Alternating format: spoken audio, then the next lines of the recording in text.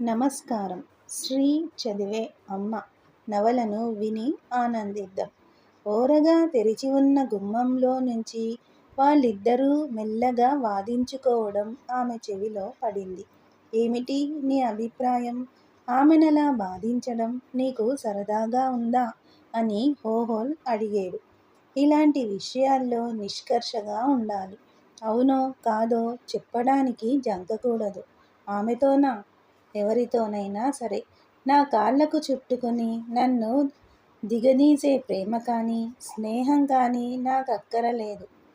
గొప్ప వీరుడవులే, వెళ్ళి ముక్కు తుడుచుకో. సాషాకు చెప్పు. ఆమె నేనామెతో అప్పుడే చెప్పేశాను. ఓ, చెప్పలేదు. నువ్వామెతో మెల్లగా ప్రేమ ఒలికేటట్టుగా చెప్పేవు. నేను వినకపోయినా నువ్వు చెప్పేవులే. కానీ అమ్మ దగ్గర మాత్రం గొప్ప వీరుడవుగా కనబడాలి. నీ తలదిరుగుడంతకీ పిసరంత విలువ లేదు. ఆ సంగతి తెలుసుకో. నీలోన్న త్వరగా కళ్ళు తుడుచుకుంది. హోహోల్ ఇంకా ఏమి దూకుడుగా మాట్లాడుతాడోనని భయపడుతూ గబాలున తలుపు తోసుకుని వంటింట్లో ప్రవేశించింది. హు, ఎంత చలిగా ఉందో అని ఆమె బిగ్గరగా అంది. భయంతోనూ దుఃఖంతోనూ వణుకుతున్న గొంతుకతో. ఇది వసంతమని ఎవరనుకుంటారు? అంది. మాటలు ఆగిపోయాయి. తల్లి వంటింట్లో మధ్యగా నిలబడి వింటోంది. ఆమె ఏమంటుందో విన్నావా? ఇప్పటికైనా నువ్వామెను సరిగా అర్థం చేసుకోవాలి. మాటలకేం గాని నిజానికి నీకన్నా ఆమె ఎక్కువ ధైర్యస్తురాలు అన్నాడు హోహోల్ మెల్లగా. టీ తాగుదామా అని అమ్మ వణుకుతూ అడిగింది. తానెందుకు వణుకుతున్నది చెప్పడానికి అన్నట్లు. అబ్బా చలి, నేను ముద్ద కట్టుకుపోతున్నాను అంది. మెల్లగా పావెల్ ఆమె దగ్గరకెళ్ళాడు. తల వంచుకుని తన తప్పును అంగీకరించినట్లుగా చిన్న నవ్వు నవ్వాడు. అమ్మా, క్షమించాలి. నేనింకా చిన్నవాడిని, తెలివి తక్కువవాడిని కూడా. తల్లి అతన్ని దగ్గరకు లాక్కుని తల రొమ్ముకు చేర్చుకుని వెక్కి వెక్కి ఏడ్చింది. నా పాటికి నన్నొదిలేయ్. నాకే మాట చెప్పొద్దు.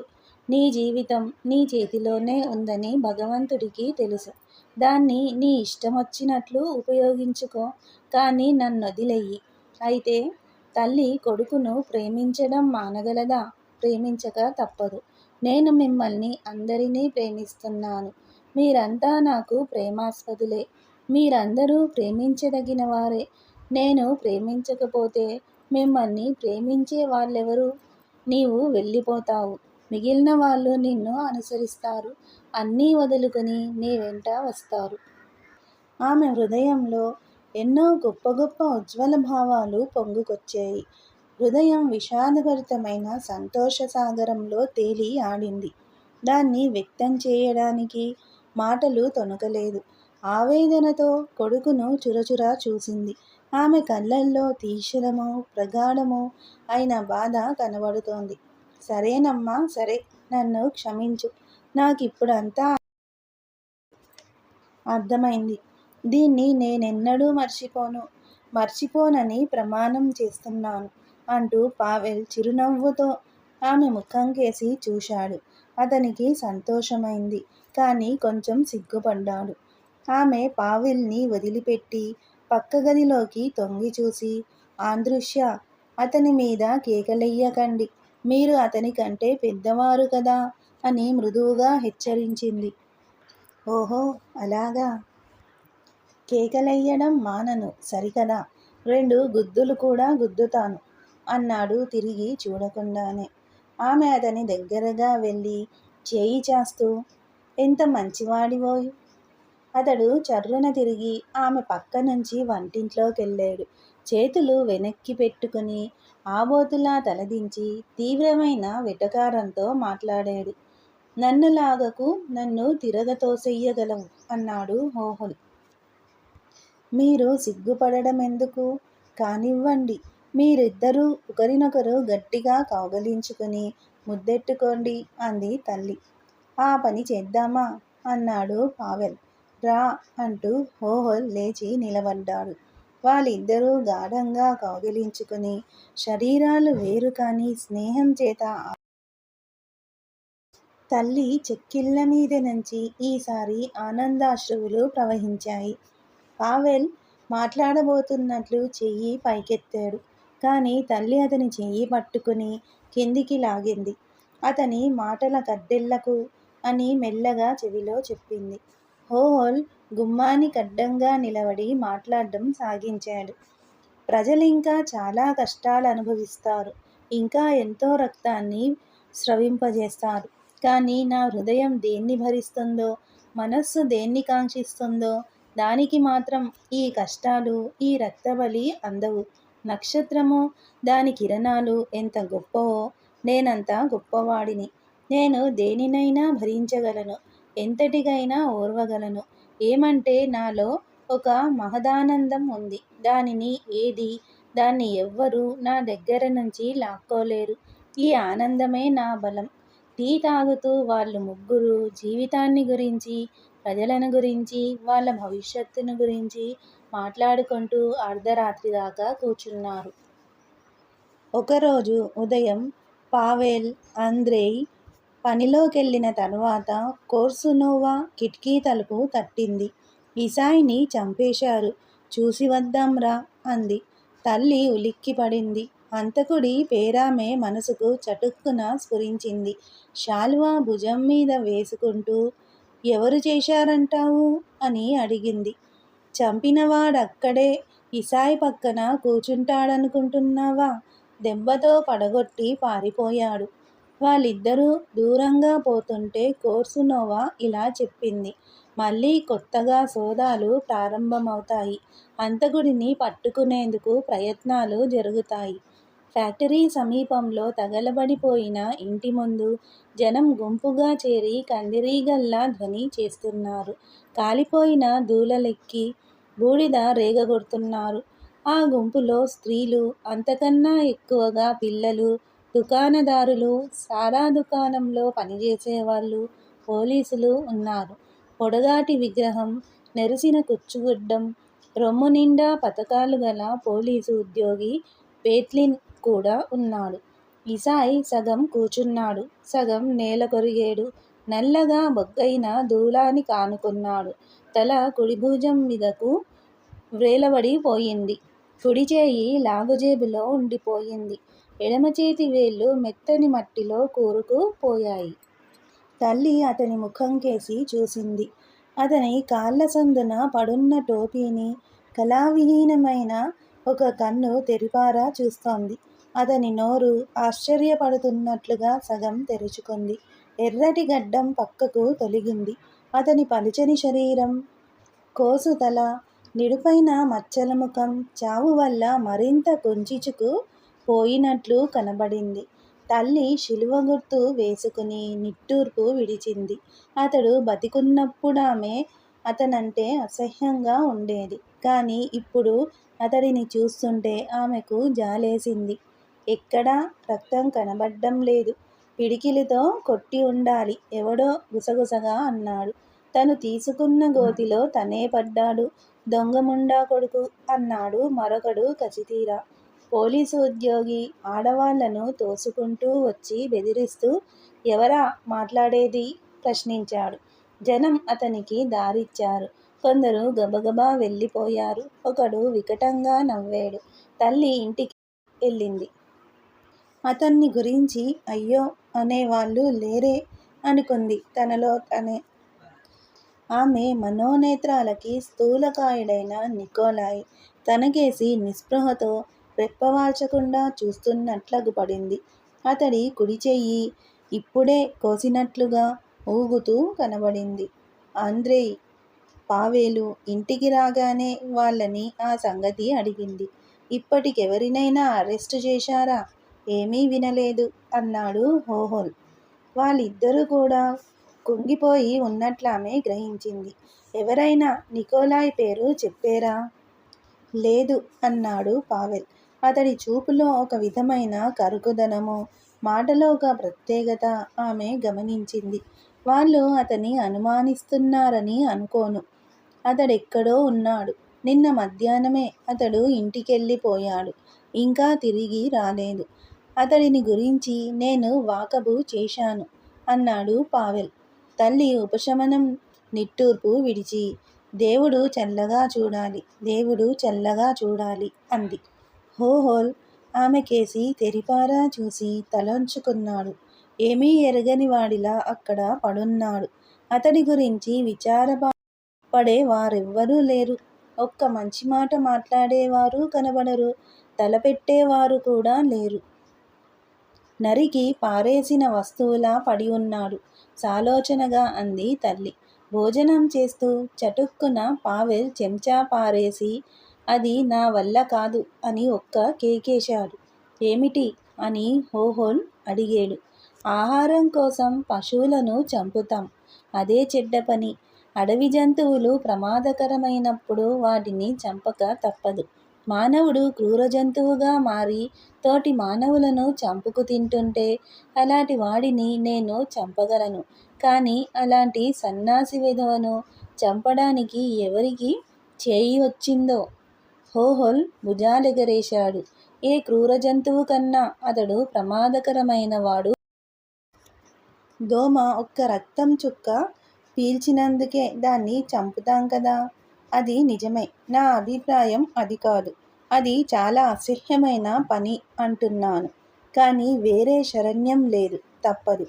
నువ్వలాంటి అధముణ్ణి చంపగలవా అని కొంచెం సేపు ఆలోచించి పావెల్ ఆంద్రెయ్ నడిగాడు.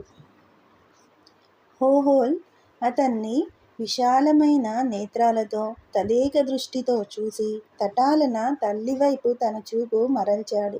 విచారంతోనే అయినా ఖచ్చితంగా అన్నాడు.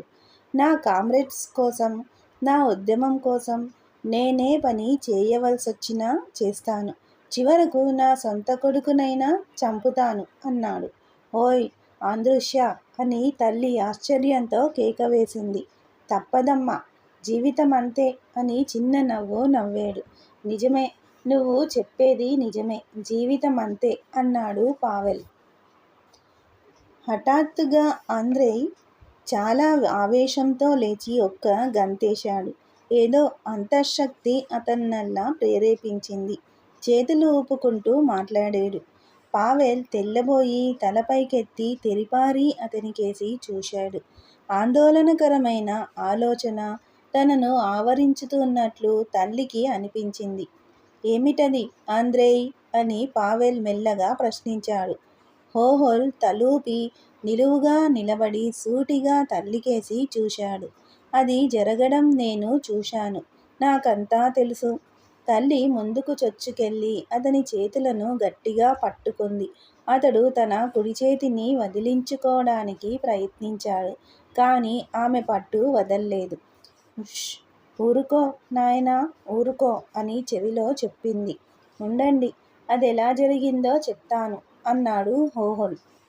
చెప్పొద్దు ఆంద్రుష్య అని నీరు నిండిన కళ్ళతో అతని వంక చూస్తూ తల్లి గొనిగింది. పావెల్ మెల్లగా దగ్గరకొచ్చాడు. అతని ముఖం వెళ్ళబారింది. గ్రుడ్లలో నీళ్లు తిరిగాయి. చిన్న నవ్వు తెచ్చుకుని, అమ్మా, నువ్వేమోనని భయపడుతోంది అన్నాడు. నేను భయపడ్డం లేదు. నేను నమ్మను. నా కళ్ళతో చూచినా నేను నమ్మను. ఉండండి అని చేతులు విడిపించుకోవడానికి ప్రయత్నించాడు హోహోల్.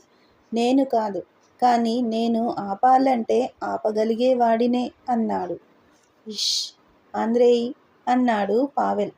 పావెల్ హోహోల్ చేతిని తన చేత్తో పుచ్చుకుని రెండవ చేతిని అతని భుజం మీద వేశాడు. వణుకుతున్న పొడుగాటి శరీరాన్ని శాంతపరిచేందుకా అన్నట్టు గద్గద స్వరంతో ఆంద్రెయ్ ఇలా అన్నాడు. పావెల్, నేనది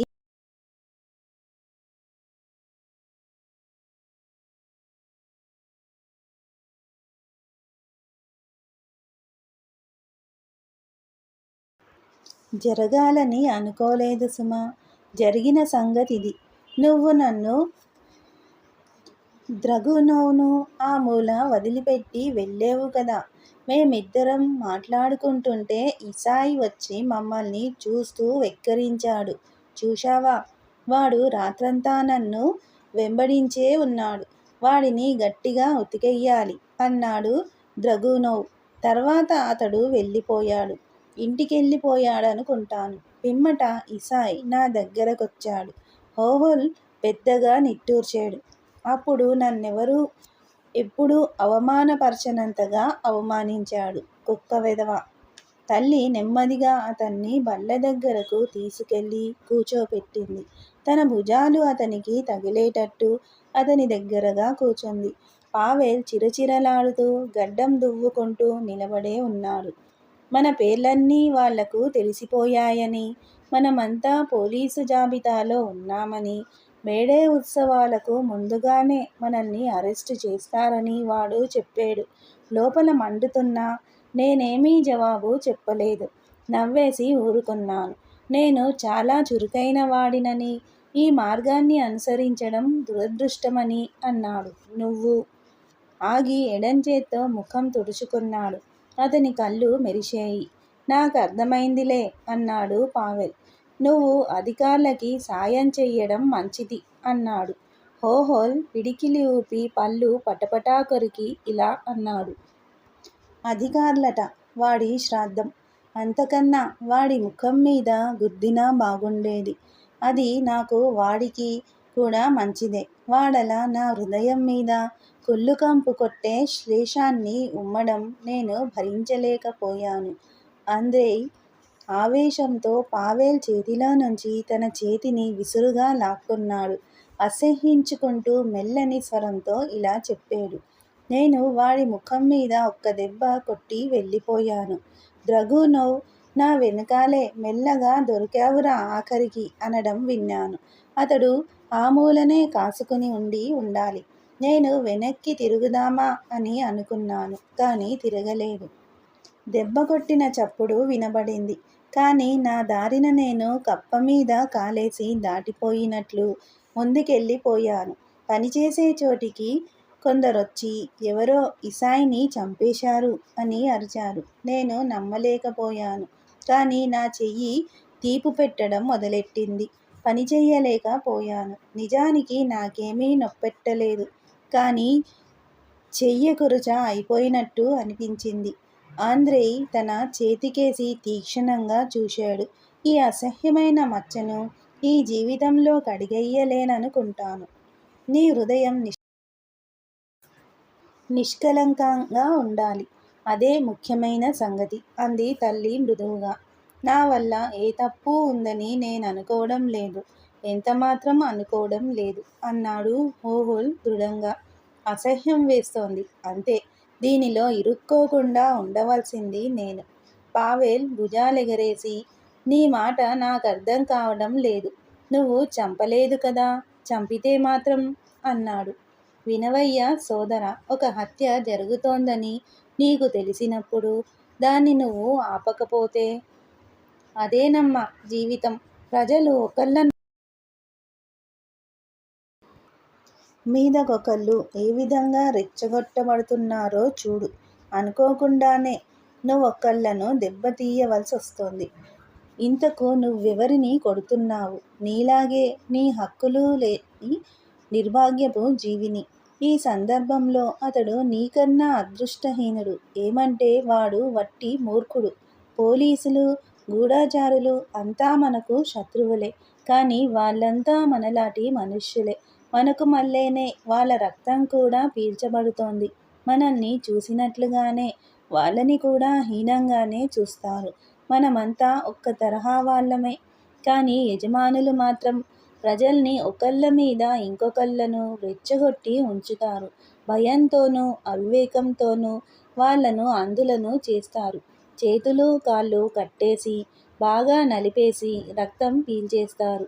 చివరికి ఒకళ్ళనొకళ్ళు కొట్టుకొని అంతా నలిగిపోతారు. వాళ్ళు ప్రజలను తుపాకులుగాను, కర్రలుగాను, రాళ్ళుగాను మార్చేసి ఇదే రాజ్యం అంటారు. అతడు తల్లికి దగ్గరగా వెళ్ళేడు. అమ్మా, ఇది చాలా అపరాధం. లక్షలాది ప్రజలను దుర్మార్గంగా హత్య చేయడం, మానవుల హత్యలను బలవంతంగా హత్య చేయడం. ఆ సంగతి కనిపెట్టావా? ఆత్మలను హత్య చేసే వాళ్ళని గుర్తించావా? మాకు వాళ్ళకి ఉండే తేడాను గ్రహించావా?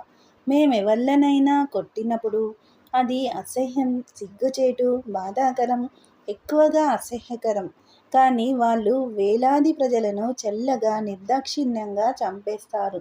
ఏ విధమైన సంకోచం లేకుండా చంపి గొప్పగా సంతృప్తి చెందుతారు. జనాన్ని ఈ విధంగా నలిపేసి చంపడం ఎందుకంటే మనల్ని బానిసలుగా చేసే తమ వెండి బంగారాలను వస్తు వాహనాది భాగ్యాలను రక్షించుకోవడానికి. బాగా ఆలోచించు. ప్రజల్ని చంపి వాళ్ళ ఆత్మలను ముక్కలు చెక్కలు చెయ్యడం వాళ్ళ ప్రాణాలను రక్షించుకోవడానికి కాదు, వాళ్ళ ఆస్తిపాస్తులను రక్షించుకోవడానికి. ఆస్తి పాస్తులు మానవునికి వెలుపల ఉండే ఆడంబరాలే కానీ అతని హృదయంలో ఉండేవి కావు. ఈ నవల మీకు నచ్చితే సబ్స్క్రైబ్ చేయండి, షేర్ చేయండి, లైక్ చేయండి, బెల్ ఐకాన్ను ప్రెస్ చేయండి. శ్రీ ఛానల్ ఆడియో నవలను వింటున్నందుకు ధన్యవాదములు.